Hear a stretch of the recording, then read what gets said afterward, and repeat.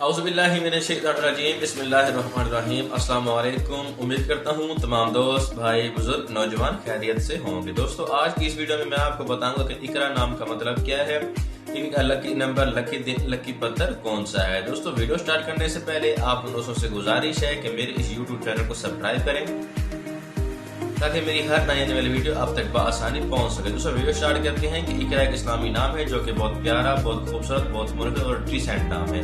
दोस्तों इकरा नाम का ज्यादातर इस्तेमाल लड़कियों के नाम में शुमार किया जाता है। दोस्तों इकरा नाम की इब्तिदाई तारीख उर्दू जुबान से निकलती है और ये उर्दू जुबान का लफ्ज है। दोस्तों इकरा नाम का मतलब है पढ़ना सीखना। इकरा नाम का मतलब है पढ़ना सीखना। दोस्तों इकरा नाम हरूफ की तादाद 4 और एक लफ्ज पर मुश्तमिल है।